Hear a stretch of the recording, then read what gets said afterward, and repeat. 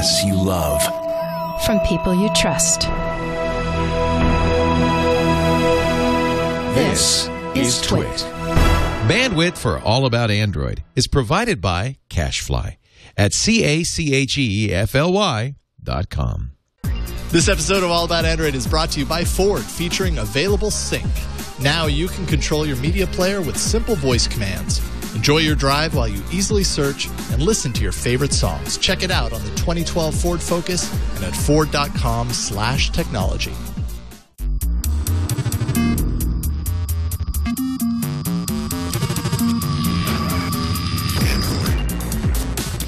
Welcome to All About Android, episode 86, recorded on Tuesday, November 20th, 2012. We are your weekly source for the latest news, hardware, and apps for the Android faithful. I'm Jason Howell. And I'm Aaron Newcomb. You're not Ron Richards. What happened to Ron Richards? Or He's did you miss eat him? No, although I could have. Boy, I'm kind of hungry, but he is not here. He's not here. He's busy with a previous engagement. Yeah, well, you know, he was going to be on today, and then last minute was like, you know what? I just realized my girlfriend is flying in tonight, not tomorrow night, and he's her ride.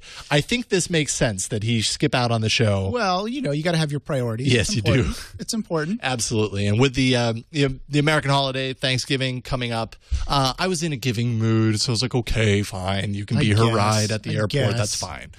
But thank you so much for joining us, absolutely. Joining me on this week's show. Chad is back there. He's technical director of this show. Hey, how's really it going? appreciate. I even have my own lower third. Look at that. Yes. Wow. Excellent. Nice. Stoked to have you chipping in this week as well. Anytime, in fact.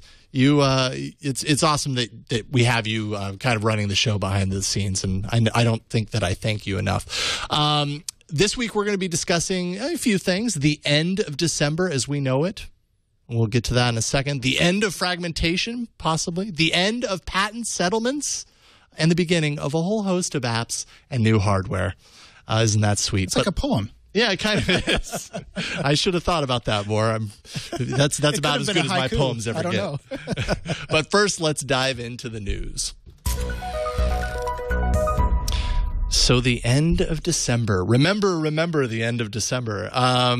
Android 4.2 came with a nice little surprise that everybody seemed to be freaking out all weekend over, that in the People app, there's a little, kind of a selector for, choosing, I believe, birthdays or whatever to associate with a particular person. And December is missing from the list.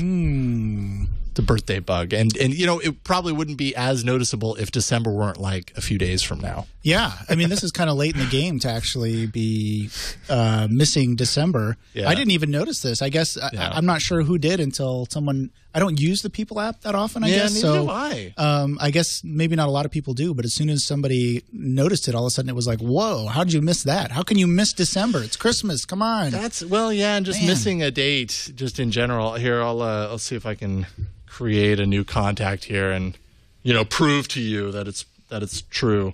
And there it is. November, January. There's no December in there. I don't see it. I don't know. Is this really a big deal? I get it's kind of an embarrassing omission. It is. I mean, this is a bug that should have been caught by quality control checkers early on. I mean, this should never have happened. And they've actually apologized for it. There was a post today, I believe on the Android blog. I saw it on Google Plus, where they actually apologize. Sorry, we understand. There's an update coming out. Don't worry. We understand you guys like December. We understand you like December and Christmas and all that kind of stuff. But yeah, so they're gonna come out with a fix for it very, very soon. So. Hopefully, they come out with it in like a week. Within the next week. You would hope so. I can't imagine that this is something that is more than a line of code. Something got omitted. There should have been, they put in 11 when they should have put 12, so there was only 11 months, something like that. It really is probably just the picker, right? I mean, it really is probably just the picker that doesn't have the December built in. So only in the People app, not in the calendar app. So that's really odd, right? And People apps in the past have had December, I have to imagine. Yeah. So who knows? But I imagine, yes, as you say, they're probably going to get this fixed real quick. Yep. All right, let's move right on. There's a new SDK license. If you are an Android developer, you may want to pay attention. There's a new SDK license which basically Google is saying, look, no more fragmentation. If you're a developer, you need to make sure that what you do is up to snuff so that we avoid fragmentation. Of course, fragmentation has been one of the biggest problems or sore spots for the Android ecosystem in general. Certainly become a bad word in the definitely. Android world. Absolutely. And it was brought up in the Apple launch a couple months ago, whenever that was, so they're actually capitalizing on it. And I think even was it Steve Ballmer brought up a little bit? Yeah, he alluded to fragmentation on the Android ecosystem. So basically what Google did was they came out with a new SDK that says you won't take any actions that may cause or result in the fragmentation of Android, including but not limited to distributing, participating in the creation, or promoting in any way a software development kit derived from the SDK. Everyone basically is flipping out thinking that maybe Google is trying to go after Amazon or other marketplaces, like third-party marketplaces, to try to protect itself, right? Because they obviously have a big stake in the game. They want people to go to the Google Play Store and get their apps there. Makes sense. But I don't think so. I think this is really just them protecting themselves from maybe someone with more malicious intent that's basically trying to create or take what the Android platform, and create something that's maybe way off base and really diluting the user experience, getting the user experience to a point where people just get confused and don't want to use it. Yeah. I don't think it's really malicious towards competition. No, it's, in my opinion, it's not targeted at the Amazons of the world. It's targeted more at the Alien. I believe I would pronounce it Alien in the past because that's how it's spelled, but I think someone corrected me. Alien. But, a few months back, Alien and Acer had this kind of derivative version of Android, splintering of the source that actually isn't really compatible with Android as it is now, but used parts of the code base, parts of the framework, and then, created their own app store that had pirated Google apps in there as well as other pirated apps. And Google kind of stepped in at that point and said, hey, no, you can't do this, and kind of put off Acer's kind of plans of releasing a device that was going to operate in this kind of land, the alien land that they created. So this, I think, is more kind of targeted towards that.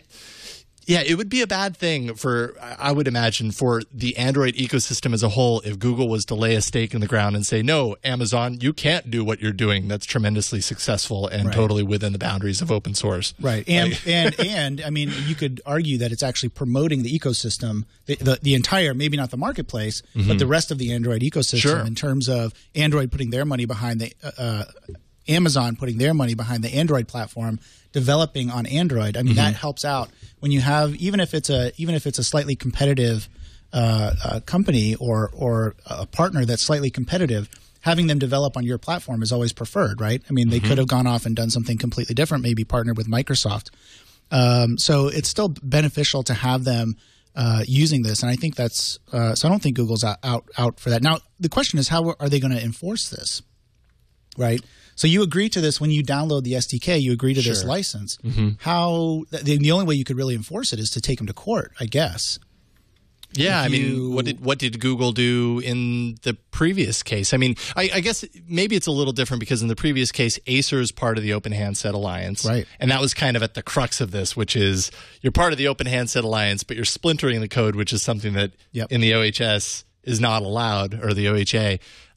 So, maybe they had a little bit more of a leg to stand on in that case, and Acer wants to still be part of the Open Handset Alliance, so they complied. But, you're right. I don't know how they necessarily do that. Hopefully this is, maybe one of those kinds of things that, because it's in place, shows that they're addressing it. And, maybe whereas before it might have been a little cloudy, a little murky, and like, I don't know, maybe we can get away with doing something like this. Now it's like, no, there's something specifically that says this right here is not okay. Right. So I actually have a question about this. As a layman looking in at open source, one of the examples that people would bring up to me is, if it's open source, like anyone can grab it and then make it whatever the heck they want. And it seems like something like this is exactly what, in my mind, open source is. But that's wrong. Well, not really. I think that what they're trying to address is, when you create an app, no matter how you distribute it, that app could be open source or closed source. It's really up to you how you create the app and what license you pick when you're designing your app for the marketplace. So I don't really think it's an open source question or closed source question. Android is open source. Right. But it's really so this is on the about, app level, not on the... It's definitely on the app level, and it's really a developer question in terms of, can you take our code and do something potentially malicious with it, or even taking advantage of users. So I really think this is more to protect the users and the ecosystem than it is anything else. And I don't see this. This is a license issue. I don't really think it's an open source or not open source question. It really just has to do with the developer agreement. So when you sign up as a developer, you download the developer kit and you have to sign this license that says, I agree to these things. So got it. Yeah. I think I missed it. Yeah, it sounds like the big question that you have there, Chad, and it's one that I still kind of fight with is, we hear a lot of people say Google, Android is open source. A lot of other people say, well, it's kind of open source. It's like fake open source.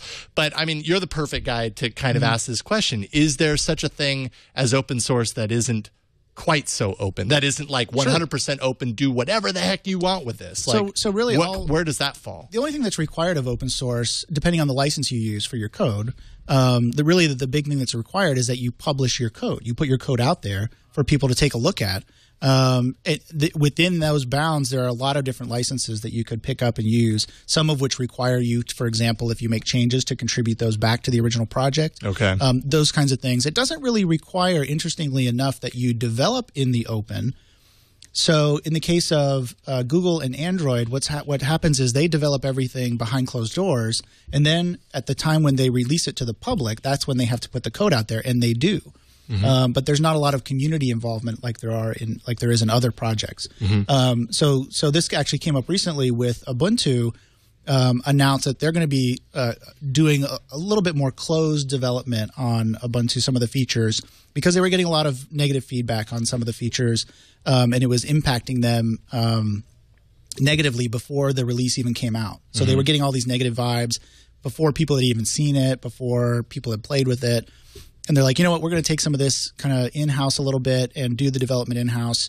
And then we'll put it out there. And they got some flack for that. But basically, it doesn't change the fact that what they're working on is open source. It's just that they're not developing it in an open way with a lot of community members. Sure. You know what I mean? So there's a little bit of a difference between an open community of developers and the open source code itself. Okay. So I don't know if that helps. Yeah, that definitely clears it up. That's what irks people the wrong way, though, a lot of times, right? Is that Android is developed basically behind closed doors, even though it is technically open source code. Eventually, the code is made open to the public, right? And that's where the open part of it developed, comes in. It's developed kind of like in a closed way behind closed doors, and so I think that rubs people. But it's not without precedent to say we're open source, but we have rules regarding this code. Absolutely, and in fact, there's also other models of open source too, where some of the code is open source, and then there'll be additional modules, for example, that you are required to pay to download, and those are not open source.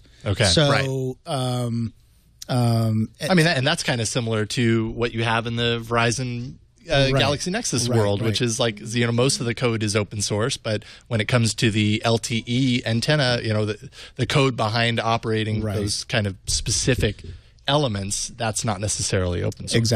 Exactly. Yep. Right. Okay. Interesting. Cool. I'm glad that discussion happened, because it still kind of confuses me at times where I'm like, I know it's open, but it's kind of not, and whatever. Okay, so last week we talked a little bit about HTC and Apple. They had kind of a little settlement thing. Peter Chow, who's the chief executive of HTC, actually made a statement, I believe this morning, saying that HTC is happy with the settlement that they struck with Apple last week, but he calls the reports about the $6 to $8 per device, as far as Apple getting $6 to $8 per device sold in HTC's stock of devices going forward, calls that outrageous. Says he made no comment as far as correcting those figures, but he's saying that amount is outrageous. I don't know if that necessarily changes the possibility of it actually being that amount, or what that really changes, but it could be a little bit different than that. But taking a look at kind of the aftermath of this, of the patent settlement, we have Samsung's mobile chief, J.K. Shin, basically said their plans haven't changed as they continue to pursue a legal resolution as opposed to doing something, following in the footsteps of HTC and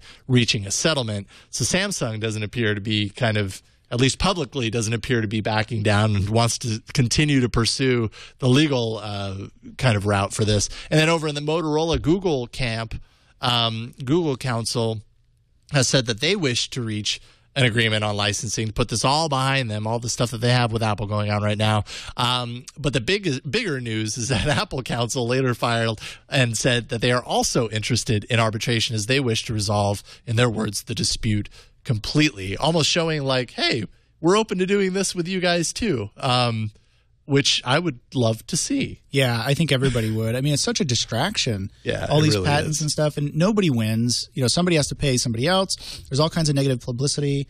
I mean, nobody likes this, and I think that's part of the thought behind when these companies sign these deals, like HTC did, is look, we'll pay for this, even if they don't pass that cost on to the users. They have to take a look at their books and say, well, what would it cost us if we had to go to court over this? Maybe we can make that up somewhere else. Maybe it's a hit to our bottom line. They don't necessarily have to pass that cost on to the end users. I know everyone says, well, it will eventually anyway. Maybe that's true. Maybe it's not. Maybe they'll sign a deal with somebody else where they get some more money to make up that. Would it be significant enough for it to be that important to the end user, right? Right, yeah. And so I don't think it's going to result, for example, in higher prices for their devices because they have to remain competitive. So, but at the end of the day, if this all leads to some sort of settlement or some sort of agreement among the major handset manufacturers to put these patent lawsuits aside, it's a win for everybody. And eventually hopefully that'll lead to software patent reform. I know there's some efforts underway right now. Yeah, you see a lot more of that these days, kind of pointing in that direction. Yep. And then, of course, a Motorola Google kind of settlement in the way that HTC, made their settlement with Apple, that would actually be pretty considerable. Just from the aspect that, it is Google, right, and Google runs Android, obviously. And for them to do something like that could kind of signal to all the different partners that, hey, it's okay to do that if it means peace in Android land. Right. Well, it saves everybody a lot of time and money in the long run. And it's better for users in the long run because they don't have to worry about, I'm going to buy this device, but there's rumors about some sort of lawsuit. Maybe I won't be able to buy it in the future, or I don't know. It seems illegal somehow, and it's really not. And it just hurts the user base in the end. So I'm glad to see this kind of going on. It sounds like Samsung is still pretty bitter, though. And I think also they feel pretty confident with the lawsuits they have in place right now with the LTE radio stuff. I think they feel pretty confident that they would be able to win those lawsuits in court. So. I think there's two aspects to that. They're bitter and they've got a trick up their sleeve, and so I think that they've got good reason probably not to bury the hatchet quite yet. Right. So. They each have a chip on their shoulder between Apple and Samsung. Like it almost feels like a high school rivalry, right. Out of the lockers and in between class is like, neither side wants to back down. Yep. So, well, I hope that it gets resolved. I'm hoping that we don't have to wait long to find out more of that. So taking a quick email, and I know this is a topic that we've talked about before, but I'm curious to get your insight on this. Ted writes in, says, I have a question about the economics of ad-supported apps versus paid. How long would I have to use an ad-supported app before the dev made more money than if I had just bought the paid version? I have a great guitar tuner app called G-Strings. I have it as well, Ted, and I love that app, that I got on my first Android phone about 3 years ago. I've been happily using it. Ad-supported all this time. The dev is getting ad impressions every time I use it, as opposed to getting a one-time payment of $2.51. Is there any point at which the ad revenues I generate by using the free app will actually make more money for the developer over time? He says, I guess I'm just hoping there's a way to do right by being a cheapsteak.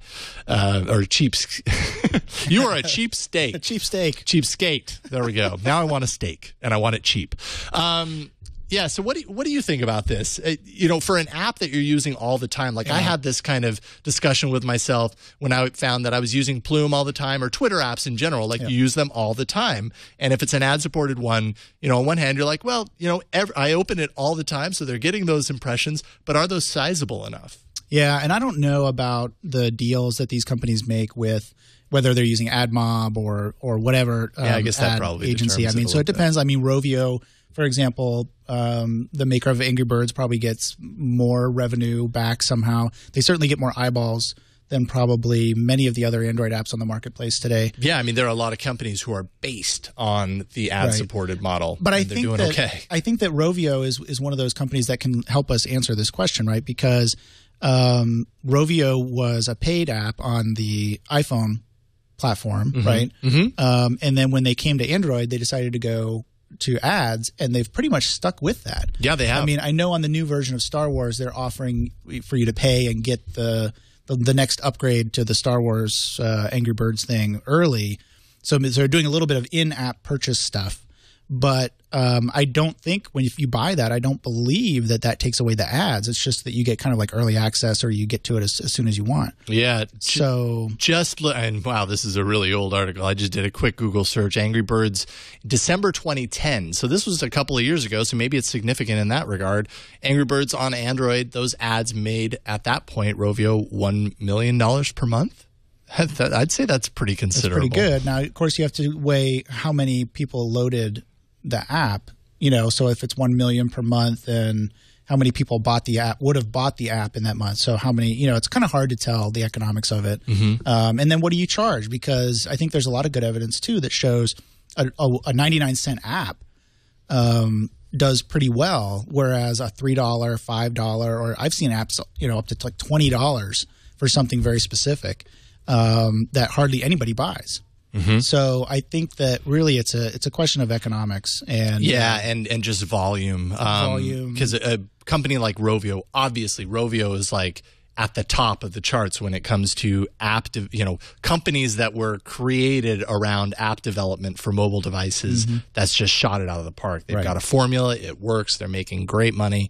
G-Strings, I love the app. Mm-hmm. I have a feeling it's probably it doesn't have the same volume as a game like Angry Birds. So when you're talking about something like that, it might be more beneficial to the developer to just drop the money and give it to them. That might actually be part of the equation, which is to look at the number of installs, kind of see how many people have downloaded, and if it's 20,000, 30,000, if it's a smaller number compared to some of the big boys that are pulling in millions of downloads, it might just be better to pay for it. Yeah, and I think the best way, if you're a developer, of course, well, first of all, you don't have to think of yourself as a cheap steak, as Jason said, or a cheapskate. I mean, if you don't mind the ads, get the version that has ads. I mean, it's really a user choice, and I think the best developers are putting apps that do both, right? Most of the pro versions out there, maybe they might come with a couple extra features, but most of the big thing with the pro versions is you don't get the ads, right? Mm-hmm. So they've got a solution for people that don't mind the ads and they make money that way. They've got a solution for people that don't want the ads and they make a little money that way. So I think the best developers will put in two versions of the app, one with ads, one without, that you pay for, and then everybody's happy. So yeah, agreed. Yeah. Completely. That's the way to go. Great. Well, let's take a quick break and thank the sponsor of today's show, Ford, featuring Sync. It's a versatile entertainment features inside Sync. It's very cool stuff that you can do inside these new Ford vehicles. Things like browsing your music collection. You can do that by genre, album, artist, playlist, song title, all using voice commands and synced up to your device. It actually takes in a number of different devices, whether you have media stored on your phone, Android, iOS phone, through Bluetooth streaming or a USB drive, iPods, iPads. All of these devices can sync up to Sync and stream the media to it pretty easily with your voice. Playlists, if you want to control your media player and create a playlist on the fly, you can actually say something like play similar music based on the song that you're listening to or the artist that you're listening to. It can scour the available music and hopefully give you some music that you're also in the mood for. All of this is voice controlled, and that's kind of the key feature here. It allows you to keep your eyes on the road and your hands on the wheel and keep driving, keep your attention focused on what's most important when you're driving your vehicle. There's also iTunes tagging, actually. You don't have to worry about remembering the name of the song you just heard. Sync with My Ford Touch and HD radio technology with iTunes tagging actually lets you tag a song on the fly that you can then transfer that info to your iPod and purchase the song directly from iTunes when you're parked at a later time. Best of all, Ford offers sync on every 2012 and 2013 Ford vehicle sold in the USA, including the 2012 Ford Focus. You can learn more about this as well as other technologies that Ford is bringing to its vehicles. There's just a ton of stuff if you go to Ford.com/technology. Ford's doing some really cool stuff right now in the world of technology, so I urge you to check it out. Ford.com/technology. And as always, we thank Ford for their continued support of All About Android and the TWiT network. Thank you, guys. You are awesome. All right. How about we dive into some hardware? All right, so you've got a Google TV. I do not. So I relegate this to you. Yeah, so I actually, so I do. I have a Vizio. Yeah, you have the CoStar, right? CoStar, and really great device. If you missed it, I actually demoed it on the show. I don't know how many episodes ago that was, 5 or 6 episodes ago. That was episode 78. Episode 78, so go check it out if you're interested in that. But and it actually came with something very interesting. It came with OnLive built in. Have you used it yet? I have not used OnLive, especially after I heard about their problems that they were having. So I thought that this was actually very, very interesting this week. LG OnLive has announced basically that their games are available on LG Google TVs. So if you have an LG Google TV, or if you're planning to buy one, because they're coming out with some new ones, I think even now they've got a few more to release, some smart TV models to release. You can actually get the OnLive service. And it makes sense because this was built in. I did try it out. I started it up. I didn't play any games, but just to see how it worked. It does. It works pretty good. It's actually a good fit with the Android Google TV platform because most of the games, if you don't know, OnLive is a streaming gaming service. So you can play games, and it doesn't require a whole lot of hardware resources. It's like they hold the console in the cloud. Exactly. And you stream. Yeah, you're basically streaming the video back. And sounds like a latency issue, but most of the people that have used this have said that it's really more or less undetectable. Right. Maybe not undetectable, but very, very low. Very low. So, I mean, I think this is a good move. I mean, we'll see where it gets them. I mean, they're kind of in a little bit of trouble on Live. From what I remember, a few months ago, they got into some trouble, but maybe they're branching out. Maybe they're coming back. I think it's a good deal for people that like to play games and they don't want to have a lot of extra hardware. You know, a console, an Xbox or something sitting in their room. Maybe they're just a casual gamer. This is a good deal for them because they don't have to buy all that extra stuff, you know, and they can play a pretty good set of games. So you just have to get a $50 controller. Buy a controller. At the minimum. And then is the service, how much for the service? Is it? You have to pay for it. Remember, is it a monthly fee? I think it is. I think you can do a subscription or pay for the games.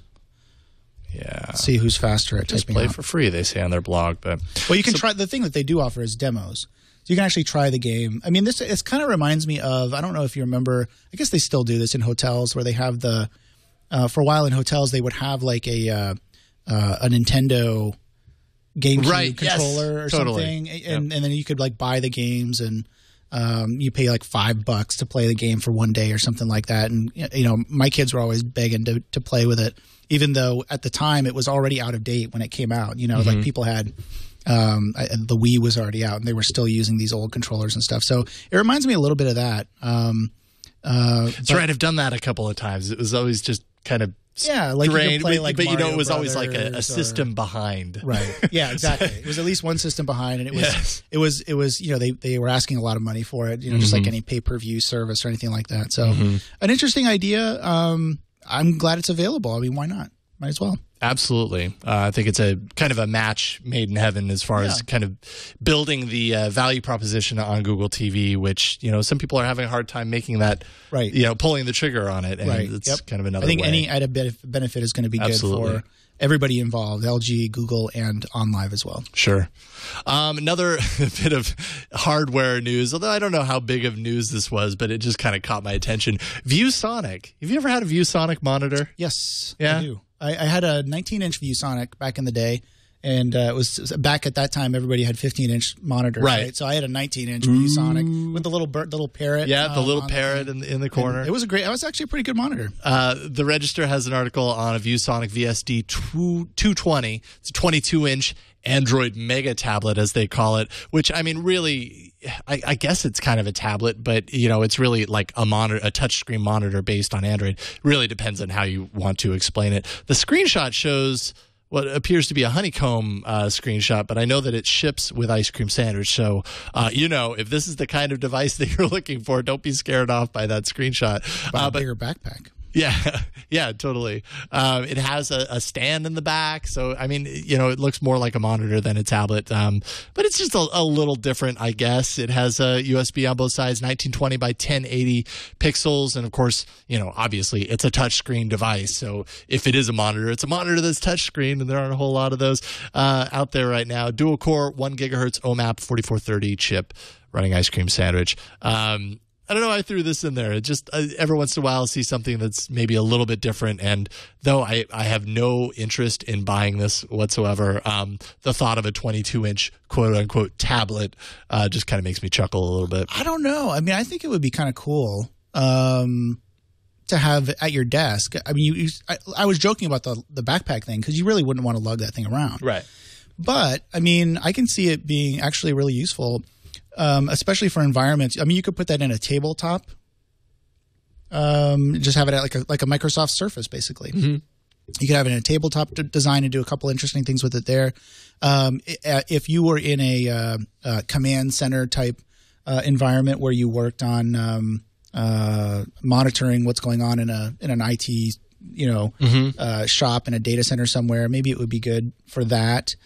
You'd have to obviously need what you're doing to tie into Android. Yeah, that's the thing. You got to have the based apps on Android that'll work with that. Totally. But I mean, as a monitoring device, or I don't know. I'm trying to find some good uses for this. Yeah, well, I mean, Reposter in the chat room has, you know, the one that comes up a lot on these different type of form factors, which is, you know, good in a kitchen or something like that, which actually in this case would actually be really good, you know, with the kickstand in the back and being a decent sized kind of screen. In a kitchen, you know, for recipes or playing Netflix videos while you're cooking or whatever, might be good in a situation like that. Yeah. I don't really know if I'd have much use for it, but I'm sure somebody out there would. The lack of tablet optimized apps would kind of be because you'd be overblown at this point. You'd load up Twitter on a huge, you know, 22-inch thing, and you have a like almost a 4-inch tab for tweets, replies, direct messages. Yep. I mean, that would be a little bit painful to use. Yeah, definitely. But I don't know. I mean, maybe ViewSonic is kind of testing the waters here, and maybe there'll be more apps available that take advantage of. And it might be that if a company needs a specifically coded app for something that they could use this type of monitor. I remember going into a place like Disneyland, and they had their own coded app for their own tablets that I never saw anywhere else. Yeah. And so maybe this is something, maybe this could be used for a point of sale device. There's a lot of, once you bring this sort of these options to the table, you can a coder or a company's imagination is really the limit. So I'm glad that I'm seeing it. I just, at the moment, I don't see anything. Yeah, for me, it would be great, right? Because for me, I would be like, ooh, I'll just write some apps. I mean, if they don't exist, I'm sure I can find something really cool to do with it, but not for the average user. They're just going to want to download whatever it is. I mean, it would be good for viewing Netflix, too. Right? I mean, Netflix would, I bet, looks awesome on it. And it's a lot easier, obviously, than holding up your phone or tablet. You know, you could have that actually sitting on your desk 4 or 5 feet away from you or further and still view it reasonably well. Yeah, totally. So I don't know. What was the price on that? Did they have a price? That's a really good question. I didn't look up the price on this. I just thought the hardware was pretty nifty. The hardware is cool, but I don't know if see a price in there. It's probably just suggested price $359. Is that pounds? $359. Yeah, so that's Squiggles, like $359. Squiggles. that's like 450, 500 bucks, probably $499 in the US. Right. I don't know. I don't think it'll take off, but that's, it's another one of those things. Like, I'm sure somebody will find a use for it. It's not going to take the world by storm. Yeah. And then ViewSonic getting into the Android world a little bit more. That's interesting too. I mean, display maker, coming into basically what is a mobile market is really, really interesting. I mean, maybe they're looking at that as a way to kind of reinvigorate their business. I don't know. Sure. Speaking of displays, did you see the Samsung flexible displays that they announced? We talked about that a little bit. I think last week. Pretty cool. There's some new videos out. I just saw today on Google Plus where they were showing off the flexible displays. They basically had them sitting on a table and they were like hammering on them with a hammer, and they actually broke some poor guy's tablet or phone, and then they picked up the other one after they had hammered on it and started bending it around and showing that it was still not only still working, but the fact they could bend it like almost that's pretty cool 180 degree angles. It was probably not going to run into much patent kind of interference with that form factor either. No. So that might be the way for them to set themselves apart. Right. Speaking of Samsung, you've got some stuff in here on the S4. We're already starting to hear more about the S4. Yeah, absolutely. So these rumors just came out today about Samsung Galaxy S4. And some people still haven't got the S3 yet, and they were already talking about S4. But there was some things that leaked, and this is via 3G. .co.uk. They got some inside information from an anonymous tipster that the new phone will be 1080p capable, 5 inches, and probably most importantly will have a really, really powerful processor. It's actually a 2 gigahertz quad-core processor and an 8-core GPU. So this thing is built for speed. There's no doubt about it. If the rumors are true. I mean, the S3 is no slouch at all as far as that's absolutely concerned. The thing that's really interesting about this is that for one thing, they think it will have 64 gig of RAM, right, which is a huge boost. I don't know of any phone that has 64 gig right now built in. Yeah. No, that's a lot. So that's a huge amount of RAM. You're talking internal like internal storage. Memory. Okay. And then the other thing is what happens to the Note if this thing's going to be 5 inches, right? And the Note's 5.5. So does that mean the Note 3 is going to have to be like somewhere in between 7 inches? Like what is that? 6.25 growing them, inches? Right? Yeah, I don't know. Or will this supersede the Note altogether? Maybe there won't be any more Notes. Maybe it'll just be this device. One giant merge with the S4. Right. Well, probably not the S4, but eventually the S line having the S Pen built into it. Exactly. Wait a minute, that makes sense. It does, doesn't it? And they're so similar anyway. The two devices are pretty similar except for the size.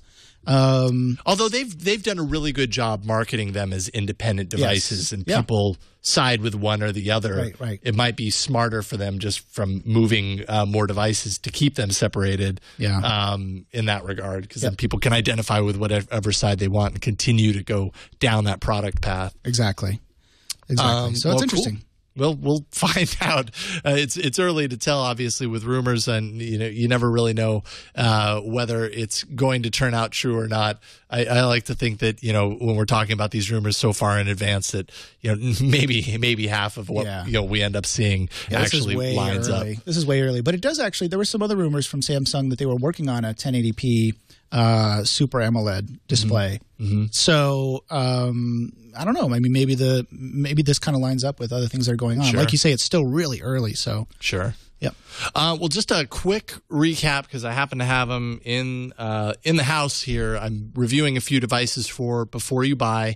Actually, earlier today I was on today's Before You Buy and talked a little bit about the Droid Razr HD. This is not the Max version, so it's not the one with the large battery, but actually for the entrance device, well, I guess the M is more the entrance device into this kind of a series of phones.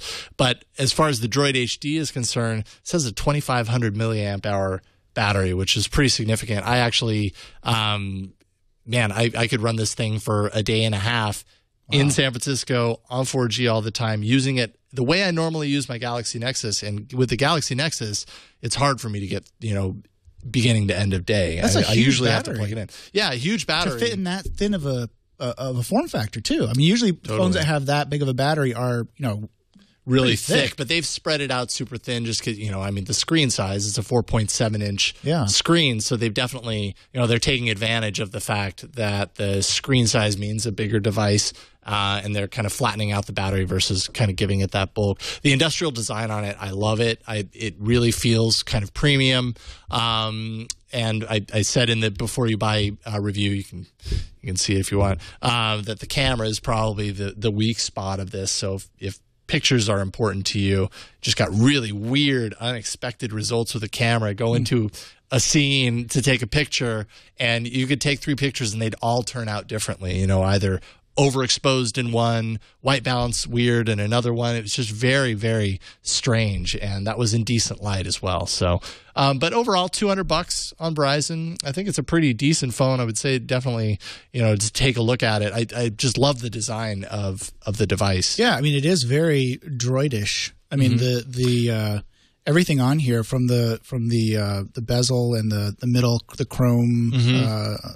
Piece here. I don't know if that's plastic or metal. I think it's metal. It's heavy though. Yeah. I mean, you kind of pay for that in weight.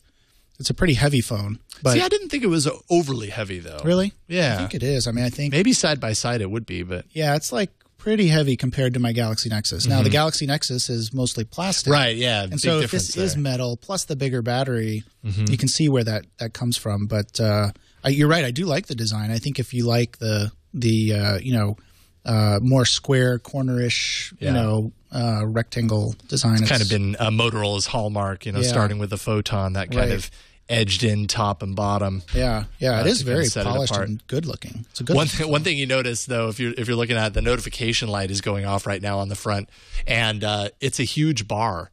And so it's like most notification, and it goes really rapidly. So most notification lights are this tiny little dot that you get used to looking down at your phone to see if that dot is lighting up. This one, it catches your eye. It's like you can't avoid it. It's over in the corner blinking, and it pulls you to it. So like at night, if you had this next to you, it would totally you got to put it upside down on your dresser so that it doesn't light up the room because it's pretty big. So that could either be a good or a bad thing depending on who you are. And there's apps you can turn that off. Right? Sure. Yeah, absolutely. Absolutely. Right, and then I also have the LG Spectrum 2, also on Verizon. I haven't set it up yet. I'm actually going to be reviewing this. I'm going to spend the next week with it starting tonight. But this is kind of mid-range price. It's $100 on Verizon, 4.7-inch True HD IPS 720p display. There's a dual-core 1.5 gigahertz Snapdragon S4 in there. Pretty good specs for $100. That's on really Verizon. Good. It's pretty nice. I guess if you put them up side by side, it ends up being just a little bit bigger. Here, I'll pull it down in my over-the-shoulder shot here. You can kind of see it's just a little bit bigger than the Droid, so you kind of see how compact they made the Droid Razr comparatively, and the edges are just a little bit harsher and everything. But for $100, I mean, right off the top, I'm thinking, hey, this is not a bad device right off the top. So I'm going to spend the next week with it and kind of see how it fares. That is it. Let's, I guess, check out an email. Alan Bryant wrote in and said, "Hey guys, minus Eileen. I know, sad face. I was wondering if you guys could come up with a good Android alternative to Apple's AirPlay. Our family is currently firmly in the Apple camp, but we are looking to buy the kids a 7-inch Android tablet because the iPad mini is still too expensive. Also would love to have a Galaxy Note 2 replace my iPhone 4S. I really love AirPlay functionality with my Apple TV, and I fear that just using Bluetooth will not function as well. I'd love to dip my toe in Android pool because it is so open and not gated off like the pool of the Apple Country Club." So basically just looking for an Apple AirPlay replacement. The timing is kind of interesting here. I don't know if we necessarily have a perfect solution for you right now, but if you have or have not heard, Android 4.2, the latest version, does include support for Miracast. And though Miracast isn't necessarily a direct a solution as compared to AirPlay, because I think AirPlay, does that allow back and forth? Does that allow two-way communication? I don't know. Or is I'm it not just an one? Apple See, person. I'm not either. Yeah, No, it's one way. It's one way. It is one way? Okay. Yeah, send it to the Apple TV, for example. Right. Yeah. Right. Okay. So then, I mean, in that situation, then Miracast would be a pretty close analog. to that. It's only right now supported on the Nexus 4. Nexus 7 and Nexus 10 do not have support for this, which is kind of unfortunate. So, I guess it remains to be seen whether this is built into a lot more devices going forward.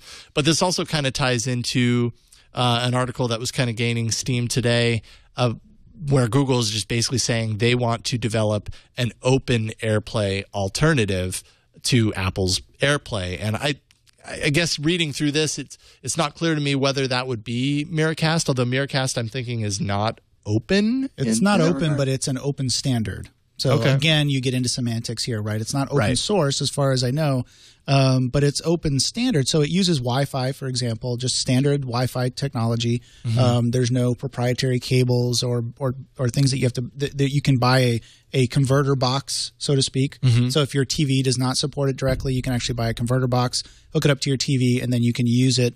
For example, with the Nexus 4, I believe, supports this. And it's a standard that is being pushed very heavily by TV manufacturers, which is important. So you'll see that built into TVs, whereas they're less likely, obviously, to, or I think anyway, to build in support for AirPlay, for example, because then they get locked into the Apple ecosystem. Sure. So, so I think you're going to see this being a feature, one of the additional, you buy a TV these days and you've got about like 18 million catalog icons. of what does this thing do? Well, things that it's compatible with. What doesn't it do? It slices bread and cures world hunger and cancer.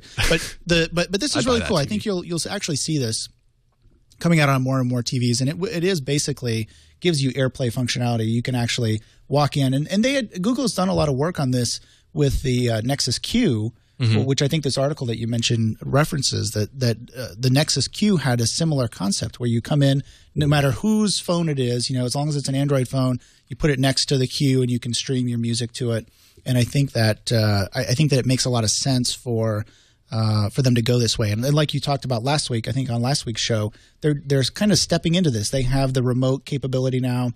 In the Android app on the phone has a remote capability if you have a Google TV, or if you want to play something on your browser on your computer, you can sync them up and play. And all that does is send a signal to your device to start playing that, right? Right. So it's a little different than some of the stuff that AirPlay is doing, just in the direct show my screen on the big screen. Like that's not happening, and I don't believe that's happening with the Q. But you're right. It's more of like a remote to trigger that device to do something. But it's clear that that's where they want to go. Yeah, right? They seem to think that consumers want this functionality, and so they're working on it in multiple ways. So that's goodness. The only other thing that I would bring up is WideEye, which was showed off at CES. WideEye jumps on Wi-Fi and can send a 1080p signal to a display. The biggest problem with WideEye is that it is right now being developed by Intel.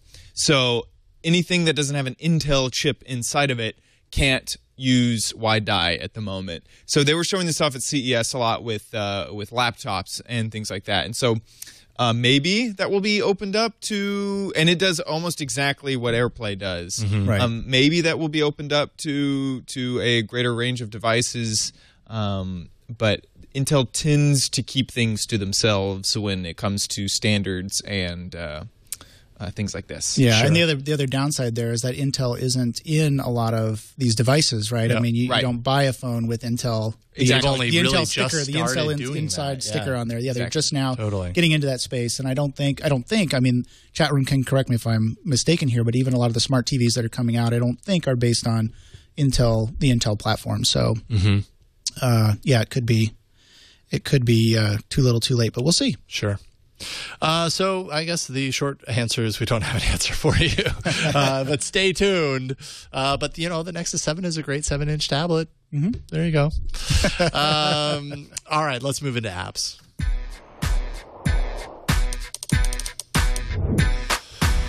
All right, so I saw this last week, Google Plus allowing one-click download of Android apps. I wasn't quite sure how big of a deal I thought it was. It's kind of nifty. I just don't see it happening all the time. Although when you consider that Google Plus is filled with a lot of people really tied into the Android, ecosystem, and is certainly a great place to kind of share all that kind of stuff, I suppose it would get used. I don't know. I saw a lot of people freaking out about it, and I just kind of didn't get it for myself personally. Yeah, I mean, I don't know. Is it is it just a convenience thing? I think so. You know, it's like, hey, I just got this app. It's really great. I'm going to share it on Google Plus, and you can immediately launch right into your install screen. From Google Plus from the post. Right from the post. I mean, it's just another way of it's basically one less click, right? I mean, because if you get a link to the Play Store now and you open it on your phone, you go right to the app page and the install button's right there, or purchase if it's a paid app. So I guess it's one less click. Yeah, I don't know. I agree with you. Cool. It's not really. It's nice. I think where it makes more sense though is if the Play Store becomes more like Amazon. And they seem to be trending that direction, right? They've got movies, they got magazines. The only thing they really don't have a lot of yet, of course, they have some things like devices now, phones, things like that. But what if they started selling other things more like Amazon? Then the one click, and they integrated that. Then the one click becomes a good feature. Of course, they couldn't. They have to be careful about infringing on Amazon's right to the what do they call it, the one click buy, or it's for one click purchase. I think it's just Amazon one click purchase or one click. They got to be careful about infringing on that. But I think that if this moves into a bigger marketplace with actual a lot of retail products and things like that, maybe that would be where it would be more interesting. And then the person that shared it would get some sort of commission. Ooh, that'd be kind of cool. Yeah, that would be kind of cool. I gotta say, 2% incentive to share. Although then the stream has the chance of becoming just a big selling zone that you don't want to look at every time. I can just imagine the spam, right? Oh man, right now I take it all back. I don't know if I want to see that. And just another thing real quick, Android Police is really good at taking APKs that release and tearing them down and kind of looking for hints.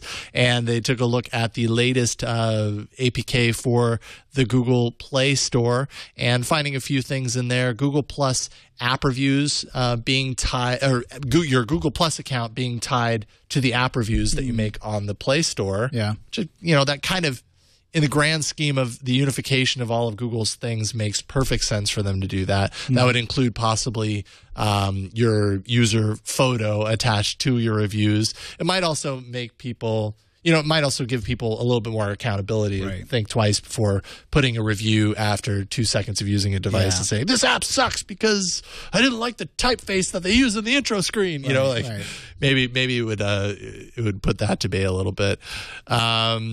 Just a few other things. That was the main thing though that I saw that I really thought was kind of interesting. So cool.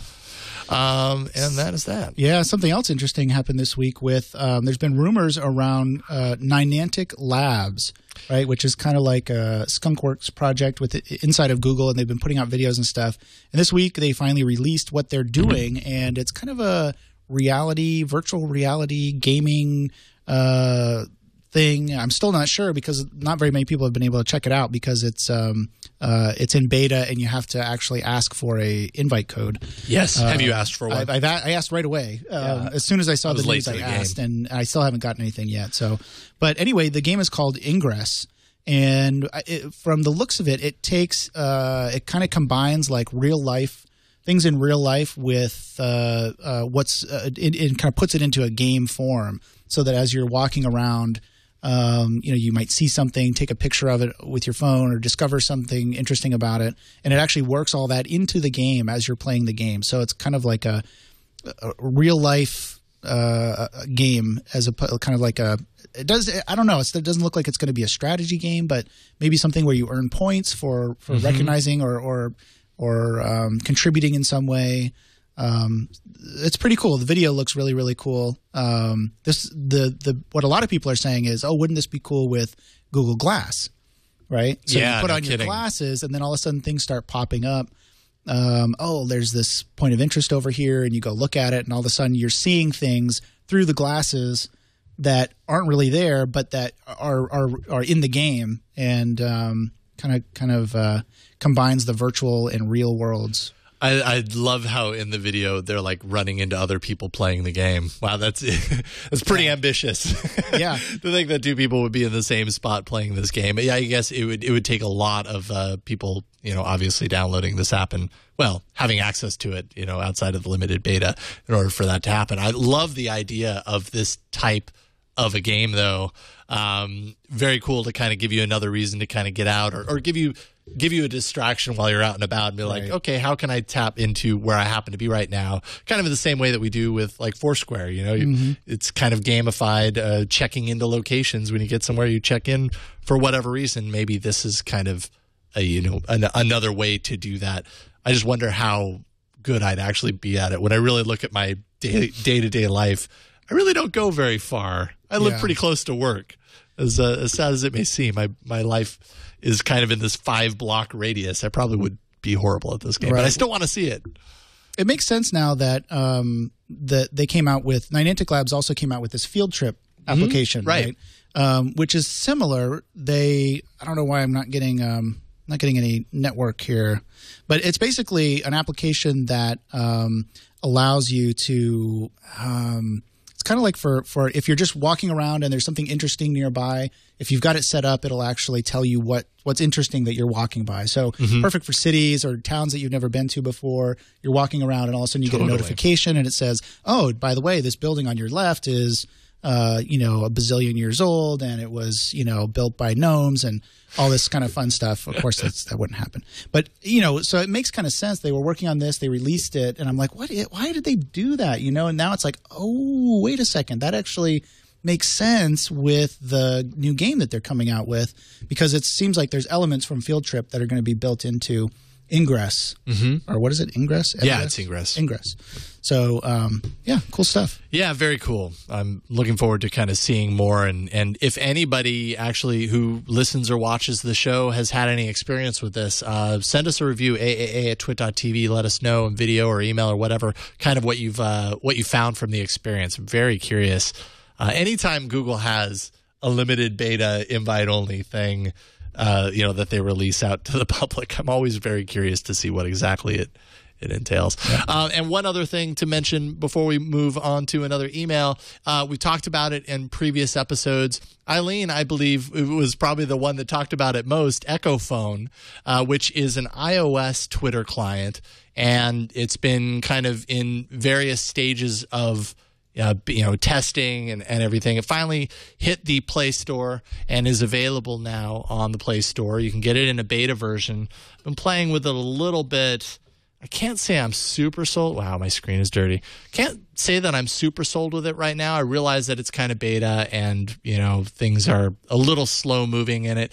It's okay. It's hard to pull me away from what I'm already used to. And I don't know. Do you use Twitter? Yeah. I don't use Twitter anymore. I mean, I post to Twitter because there are people that use Twitter that follow me there. But I mean, I'm so much into Google Plus now. It seems like it's superseded my Twitter use. I mean, yes, I definitely use Twitter still. I find I don't like to post the same thing to all different services. I don't like to kind of spray all the services with one post. I'm a sprayer. I spray. Yeah. I try not to because I feel like each different place kind of has its strength. Google Plus. I love posting things to Google Plus that are a little bit more substantial, like a little bit more like let's have a conversation about it. Twitter is like I can't believe I'm about to eat this gigantic bowl of chili. Yes, I'm the guy that tweets about what I eat. Sometimes. Well, I did yesterday, and normally I don't. But, Twitter's like just junk off the top of my head. Yeah. Google Plus is more thoughtful stuff. So you actually interact with both separately? Yes. Wow. It's a challenge. What about Facebook? Yes. That's my personal family stuff. And I've also, this is so off topic, but I've also noticed that on the weekends, my tweeting completely goes away. Like I stop tweeting because what I'm doing on the weekend is spending a lot of time with my family. Right. And so my Facebook posts go way up. It's a strange world. Interesting. Yes. And Yoshi Oni in the chat room points out Flipboard is great for managing all these sources in one place. So if you need one app to monitor all of those, Flipboard is actually really good for in that regard. Yeah. But yes, Echofon is out. Check it out and see what you think. Personally, it's hard for me to give up Plume. I'm such a Plume fan, and I've been for quite a while now. Now, aren't you worried about these third-party apps with Twitter? Yeah, that's another kind access? Of worry. Absolutely. Twitter's making it very difficult for third-party clients to really survive. And I'm actually surprised that we still continue to see new clients. Yeah. It's kind of sad when you think about it because that's been such a source of really cool kind of innovation. App developers have new ideas to make the Twitter world better, and they create it in their apps, and now they're being dissuaded from that, and they're actually going away. Ones that are established are going away. Mm-hmm. So, Marlon, the guy from Trinidad, wrote in and says, good day to the new Eileen-less AAA crew. Sniff. Yes, this is probably going to come up for the next while. I'm sure you're going to hear us say this because we're all very make sad. Eileen happy, though. Yeah, I know. She feels missed. It sucks that she's not with us anymore on this show anyways. She's still alive. But Marlon, the guy from Trinidad, says here with an excellent deal that you have to pick up immediately. The Humble Bundle 4 for Android 4 is out and in its last days as of this recording. Let's see here. It ends this Thursday at 5 p.m. Eastern Time. If you pay more than the average, you can get a total of 11 Android games plus soundtracks. You also get copies of the games for Windows, Mac, Linux. The Humble Bundle, they always do this well, and it's always such a great deal. They've got some pretty cool apps. I haven't bought it this time around, but I know I've heard of Swords and Soldiers HD. We're looking at Walking Mars right now. I tried that one out. I bought this. I picked it up as soon as it was out, and it's kind of cool. You can fly around. You get a jetpack, and you have to basically not terraform, but introduce new vegetation to Mars. Oh wow, this is really sweet looking. It kind of has a Metroid feel to it. Yeah, it is. I mean, it's a little bit of a puzzle plus a little bit of science mixed in. You got to feed the plants in some cases to break down barriers, and it's somewhat scientifically based. So it's a cool game. I mean, I'm sold on that one. Yeah, I think it's worth. I don't know what and that's just one out of. That's one out of the 6 or 7. All of them. I mean, I played. I forget how to say Machinarium. Mm-hmm. And it's just a beautiful game. It's more of a puzzle, point and click adventure that you will move throughout this world. You have this little guy who can squeeze down and get back up. I actually think Ron reviewed this on a arena before, but it's just a very beautiful world. You're this robot that's trying to move throughout the world, and I've heard of this. Yes. I mean, it's just beautiful. I mean, this is just the second one out of all 11 of the apps. And was this a big PC game? Yes, it started on PC. Okay. It started on PC. I believe it was Flash based. Maybe it was a Flash game. I know I've heard of this one outside of Android and probably a few years ago. But then, I mean, you just look. Here's Crayon Deluxe. I mean, Crayon Physics Deluxe, which I believe that we've had on the show as well. This is just full of really any one of these that I click is going to be fun to play. So they're all worth the price. Right. Each one of these individually is worth the price that you'll pay for all of them. Right. I already had Cogs. They're starting to introduce a few apps that they've already put out. So like Cogs was available in a previous Humble Bundle. I think that's where I got it in the third one or the second one. I can't remember. Mm-hmm. But it's still way worth it. And what I love about it is it's available for Linux, Windows, I think Mac and Android, right? All of them. Mm-hmm. Yeah. Truly cross-platform. Truly cross-platform. And they are a little bit big. Mm-hmm. So I think one of them I downloaded, I forget, it might have been the Mars one. I think it was like 200 meg download. So, they have a lot of graphics and stuff in there. So it's understandable why it's that big, but it's just like when I first started downloading, I'm like, ooh, wait a second, that's going to take up a lot of space. Might have to wait till later. Yeah, heads up on that. Of course, on your PC or something, it's no big deal, right? I mean, you've got terabytes of space. It's like, who cares? But on the phone, all of a sudden, you're second guessing, like, ooh, do I really want to download that? Yeah, totally. But yeah, it's worth buying. And the other thing I'll point out too is that, interestingly enough, if you go to the donate site where you buy it, what I always like seeing is that the Linux users always donate more than the Windows. Yeah, there it is. Yeah. Linux over users here. Always are more, I don't know if it's just that they're more generous or what, but Linux users always donate way more than Windows or Mac. I'm surprised that this number is so low. I'd donate $20 in a heartbeat to get all 11 of these games. That's $2 a game. Just really good. And then you get to choose, if I zoom out, you get to choose what amount of your donation goes to charity, goes to the developers, goes to the humble tip, the folks actually putting this on. You can decide all to charity, split the difference. Yeah. I really like the Humble Bundle. Yeah. It's really good. And it always seems like they support the EFF. Yeah. As one of their charities, which I like that too. So anyway, really cool stuff. Check it out, humblebundle.com. And they seem to do this every I don't know, twice a year or something. I feel like there was one not so long every ago. 2 or 3 months they do it. Yeah. There was one not so long They're doing ago. more and more of them lately because they're really successful. So Excellent. All right, let's dive into the arena. To enter, one lives. Android Arena. Woohoo! All right, so last week we had all movie-themed games. By some strange coincidence, all three of us had chosen games that had a movie theme to them. And I'm not really that surprised with this. Angry Birds Star Wars comes in tops. That was Eileen's game, 59%. First place, Angry Birds Star Wars. I mean, it's pretty freaking cool. And it's a good game. I generally think, for myself, a game that I choose to play, Angry Birds, I'm kind of like a little bored with them. Mm-hmm. But this one is just so awesome. It's hard to not get sucked into it.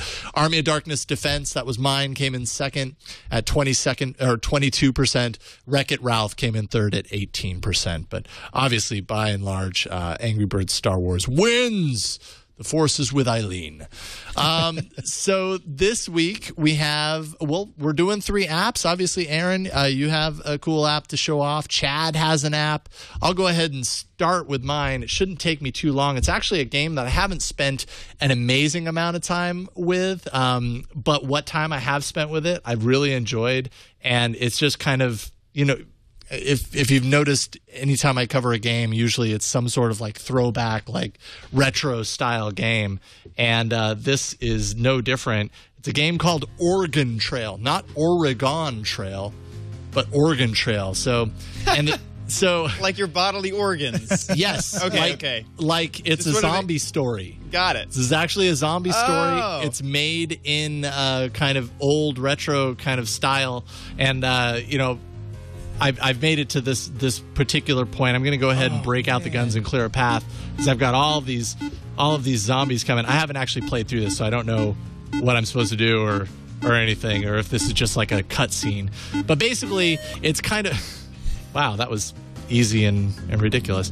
It's basically just like a little old school retro game where you travel along. You can kind of build up your arsenal. You can see I've got all of my co-defenders on my team to help me battle all of these zombies. I love how the wagon is a station wagon in the game. Yeah, it's a station wagon. It'll break down. So sometimes, Eileen has a broken leg. I don't know how that happened, but it happened while we were driving. Okay, good to know. And you just kind of drive along and you encounter zombies and you get out and you shoot them. I'm hoping at some point heavy rubble has rendered your car stuck. Well, that's too bad. So when I actually get to a shop where I can kind of stock up on stuff, I can actually use money that I get through zombie battles to do things like equip my station wagon. See, I have no muffler, so I'm probably making a lot of noise and possibly attracting a lot of zombies to me. Or maybe I can't even go. Okay, let's stop here then. Let's see. I'll go ahead and repair the station wagon. Yes, repair. Time passes.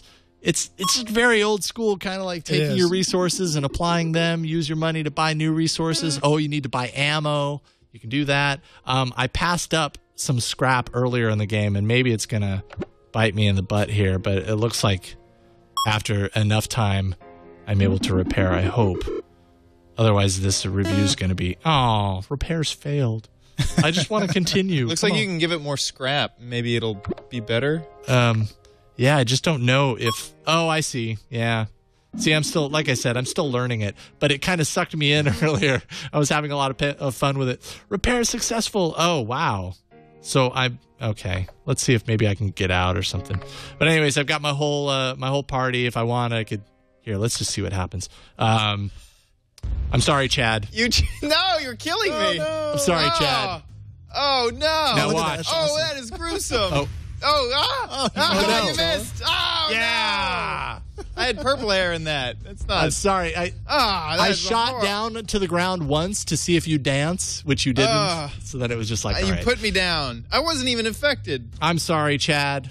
I'm sorry. I had to show something action. Well, Eileen had a broken leg.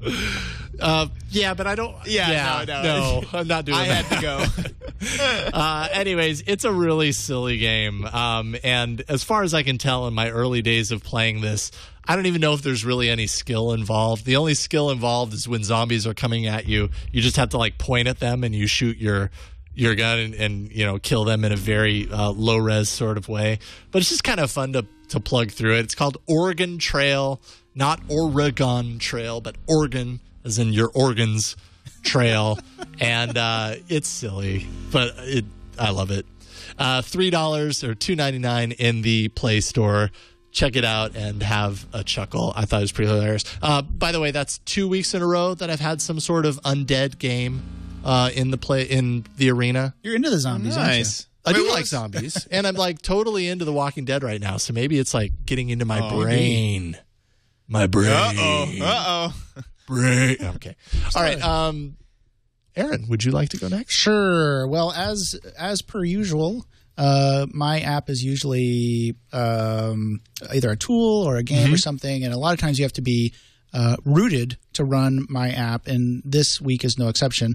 So my app this week is Screen Standby, and this is something I've been looking for a while. I think I found it on Lifehacker or some site, and I tried it out, and it really is really good. So what it does is, you know, if you use the MHL connector, for example, or you're linking in some way up to a TV, and you're watching, you know, you're running a video on your phone, maybe Netflix or whatever. You're in a hotel, and you're watching the video on the big screen in your hotel. One of the problems is that the battery runs low really fast on your Android device because the screen is on usually the whole time. And when you if you hit the power button, then the app says, the app says, oh, they're not watching anymore. So I'm going to turn the app off as well as the display. And so what this app does is it actually allows you to turn off just the display. So you still have all functionality. The touchscreen still works on the phone. But it basically just turns off the display itself. So the way this works is, here's the app down here at the lower portion of the screen. I'm going to go ahead and put that on, and that's a little message that says if it freezes, the way to turn it back on. And so basically, there's just a few buttons. It's not very complicated. Basically, all you do is hit turn off backlight. When you do that, the backlight will turn off. Okay, so the phone is dead, but if we you still got it. Right, so if Chad shows the screen, you can still see what's on my screen. So I can actually, if I know where I'm pointing, I can actually go to Netflix. Oh, you are good. And then we can watch. See, there's still nothing on the screen. So the screen is out. I'm actually saving battery pretty well. And let's see if I can start. I think this is Cake Boss from my Netflix queue. So we'll see how good the network is here at the Brick House.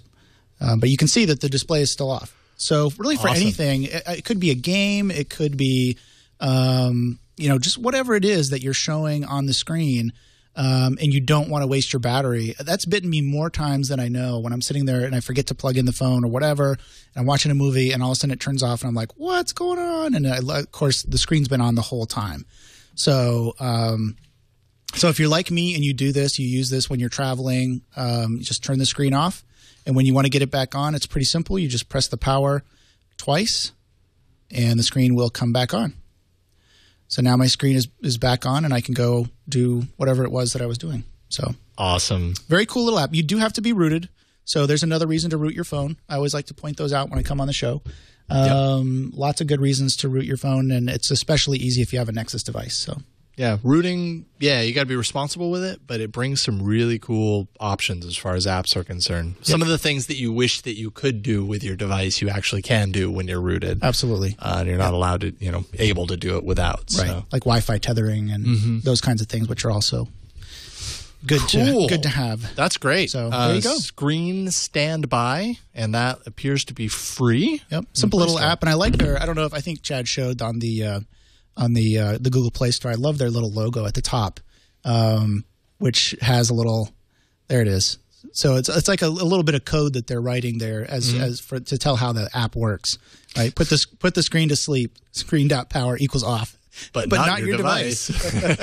In the screen comments. save, battery save, annoying remove. I love that. I love that. Great. I mean, as someone who dabbles in programming, I love that they have that on their that's awesome logo. Cool. Screen standby. I love it. That's awesome. Chad, what do you have, sir? Okay, so this app has been out for a little while. It is how to describe this app? Let me just start off by saying it's called Snapchat. You may have heard of it before. The idea behind this is you can send pictures to your friend, but they have a limited time to live, so they will be deleted after the viewer receives them. There has been talk about using this app for nefarious purposes amongst the teenage crowd, I installed it for the shows, and there was a few TWiT employees on, and it's actually funny because I sort of installed it as a joke and then started to use it amongst my friends.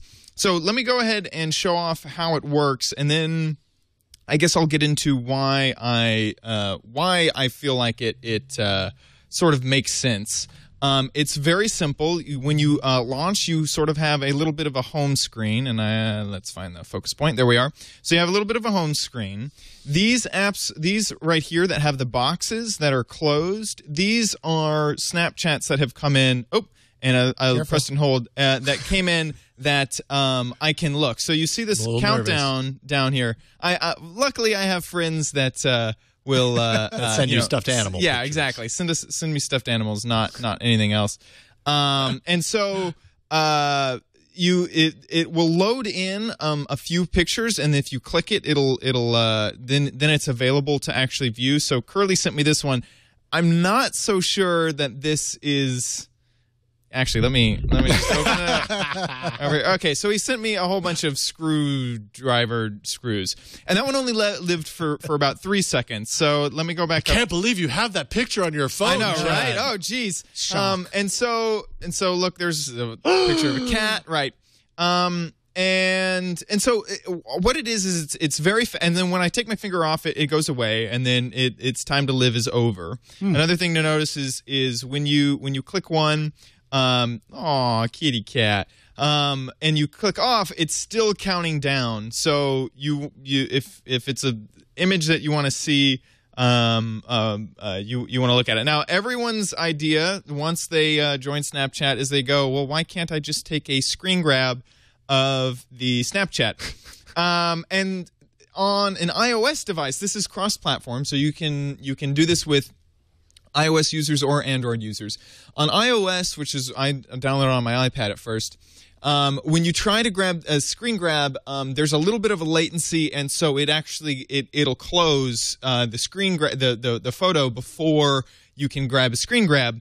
On Android, I have found that it is actually not that way, and you can, let's say that I really want to keep this photo of a dog. If I hit you gotta hold them. Yeah, there you go. I actually have that saved, and now that's in my photo roll, right?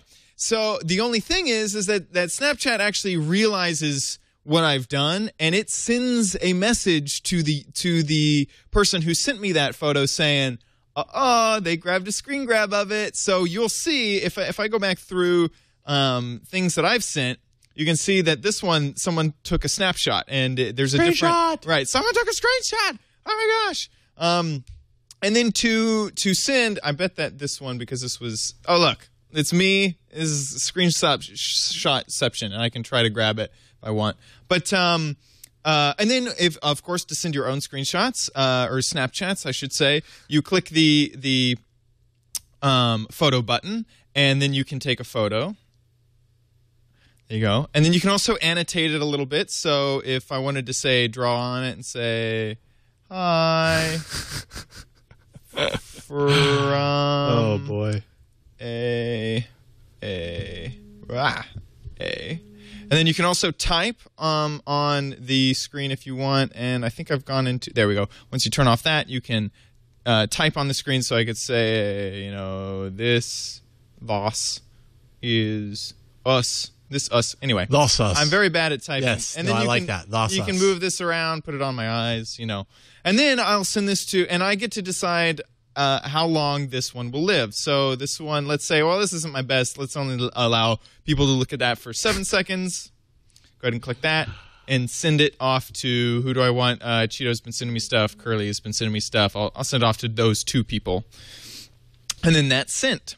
So originally it was sort of a joke and I downloaded it. And then I found that I ended up using it because because you know that it's going to get deleted off the person's computer. It's a very informal way to inform people about what you're doing. So it's like Twitter, but for pictures, because you can take a picture of your food and you're not worried that it's going to be, it's like, sure, there's a picture of my food, but there's no database of all these dumb pictures that I'm taking. If I'm in the car, I can take a picture and I say, hey, I'm in the car, I'm driving to the store. So it's like a status update for photos, and it works really well because you know that it's not going to be cluttered later. It's like because it's so ethereal and is gone so fast. It's just like, oh, who cares if I send another photo of my cat? I've sent 13 already. Is it more like Twitter or is it more like chat roulette? Now that's the thing. So you don't actually message strangers. So these are all people that you know. Right. So if you want to use it in nefarious ways, I could easily see how you could do that. By the way, people who are using once you can only be signed into one device. I found I couldn't be signed into my iPad and my phone. Once I signed into my phone, it disconnected the iPad from my user account. So I stopped using the iOS version a few weeks ago, and people said that you can, if you time your clicks and key presses correctly, you can grab a screenshot of a photo if you start the screen grab and then click the thing. And so apparently on both sides you can actually grab. So it's like really, if you want, it will be permanent if you really think about it. But most of the time, I will just send one and it's just like, this is what I'm doing right now. Here's a photo of it, and I don't have to worry about it being, it's less permanent than say Instagram, and it's also more direct because I can just send 3 people that I know that are going to care about that photo instead more of about one person to one person. It's not really a network. No, it's not a social network at all. It's more like a different type of MMS, right? Almost an exactly. MMS that self-destructs in 10 seconds. Yes, exactly. I know. I keep thinking of Mission Impossible or something. Yes, there's got to be a way to use this kind of as a Mission Impossible type, like a game where people are in a store and they've got to find items, and then you send them like a shopping list, but they only have 10 seconds to memorize the shopping list. And you see how many items they can bring back and get it right. I don't know. There's got to be some cool applications for this. Yeah. Beyond the other ones. Even if it were impossible to take a screenshot, it's always possible to take a camera and point it at your device. Yep. So True. don't think that anything you send on this is safe. That's right. And so pictures will end up on Reddit. Yes, right. Absolutely. And so with that being said, the device of it just being really spurious and it doesn't matter. I like that device in a photo sharing application. The other thing that they seem to tout is that it is faster than MMS. So if you really wanted to do sort of a quick one-to-one sort of chat, being that it's called Snapchat, it's much faster and so you can do that sort of stuff. It's free. So if you and your friends want to send silly Snapchats to each other, you can do it without costing anything. Cool. And certainly some people like it. I mean, it's got between 1 million and 5 million installs. So that's pretty good. Right. Absolutely. Radical. All right. Had not heard of that one. So we have 3 very different apps in today's arena. Was your favorite Oregon Trail, Screen Standby, or Snapchat? Check out aaapoll.com/86. That's AAApoll.com/86 for the episode 86. And let us know which is your favorite of the apps that we talked about today. Early reports are in, and Oregon Trail is ahead with 50%, but that's only with a total of 8 votes. We will follow this closely Snapchat is it's creeping up there. Oregon Trail is something that I'm going to be downloading. Screen Standby is catching up. On a long bus ride, Oregon Trail looks like it's fun. It's totally silly. Yeah. But it made me chuckle when I was playing it. And there were actually parts of it that required a little skill. Yeah. A little bit. But it's also just more fun. It looked like you could upgrade your car and totally. There's total upgrades. You have a connection to the people who are traveling with you. It seems very. Did you ever play FTL? Faster than light travel? No, it's new. It's new on anyway. But it seems very much like that. There was a part of Oregon Trail where it was kind of like a missile command, where you're down at the bottom behind a barricade, and these zombies are coming down from the top of the screen at different angles, and you have to like shoot them from your angle before they get down to where you are. It's totally old school stuff. Cool, though. But it was actually kind of stressful when I was playing. It's like, okay, this is fun. So anyways, check them all out. Oregon Trail, Screen Standby, Snapchat are the apps this week. Next week, Father Robert Balacer is going to be joining us. He's been on the show in the past, and super stoked to have him back. Yep. He's just always great to have on the show. Ron will be back. Absolutely. He tells me he's going to be in the studio, so I'm going to hold him to it. But Aaron, it's always a pleasure to have you on the show. Yeah, thanks for having me back. Yeah, absolutely. Anytime. Go ahead and plug anything you have going on right now. The best thing to do if you're interested in following what I have to say or talk about is just to go to Google+, add me to your circles. I'm also on Twitter and Facebook, as I said before, but the best place to kind of follow and engage if you want to actually have a conversation, which I'm doing more and more of on Google+, that's the best way, because if you write a comment, I'll probably reply if I'm interested in what you're saying. So yeah, definitely follow me there. I do a lot of hacking on stuff, a lot of making, a lot of talk about Linux, of course, because on the TWiT network here, I also co-host Floss Weekly, and occasionally Chad is good enough to rope me into This Week in Google as well. So, and of course, my favorite show is All About Android. Wow. So, woo. I won't say that until I'm on another show about any other shows. You say that to every show you're on. But, no, it's okay. Yeah, no, follow. I'm here. More than I'm doing any of my own podcasts anymore. So, follow me here on the. And actually, I was good enough. Tony took some pictures of me and actually got me on the site. On the site, I saw. Nice. If you go to People, I think it's the People link or whatever it is on twit.tv, you'll actually see my little bio and stuff. So. Boom. That's very cool. Legit. I feel legit now. Yeah. Yeah. Right on. We're always super stoked to have you on the show. You bring a lot to the show, and we really appreciate it. There you are. Ta-da. Nice shirt. Look at that. Nice Atari shirt. Man, Tony takes a good photograph. Yes, he does. Chad, go ahead and plug. What you got going on? I produce a whole bunch of shows on the TWiT network, Twig, TWiT, and MacBreak Weekly, as well as help out on some of these shows. I do my own podcast all about Minecraft. If you want to check out some Minecraft goodness, go over to omgcraft.com. We just did an episode answering your emails. So, yeah. We just did that. And what's your favorite show that you work on, Chad, here? My favorite show to work on? I work on too many shows. All About Android. Yeah, absolutely. Okay. Absolutely. Okay. Better be. Yeah. No, yeah. There was no hesitation there, except for after the 2 or 3 seconds that 2 or it 3 took seconds. And then there was no hesitation. You've got not at all. You've got a lot going on there on the board. I mean, that's right. I had to switch around. Right. Yeah. It takes a while to answer. I was distracted, all right? I was distracted. Okay. You can find me at about.me/Jason Howell or on Twitter at Jason Howell. That is it for this week. Thank you so much for tuning in for All About Android. Leave us a voicemail. Let us know in your own voice what you're thinking about Android. 347-SHOW-AAA. You can always leave us drop us an email or a link to a video mail in an email. Send that to aaa@twit.tv. Find the show on Twitter. We are at Android Show. Show notes can always be found at twit.tv/AAA. You can also find past episodes there, as well as iTunes, YouTube, all the usual suspects. And finally, you can catch us live every Tuesday, 5 p.m. Pacific, at live.twit.tv. That's it for this week. We'll see you next week on another episode of All About Android. Bye, chat room. Chat room, you're the best. No, you're the best. You and you and you and you.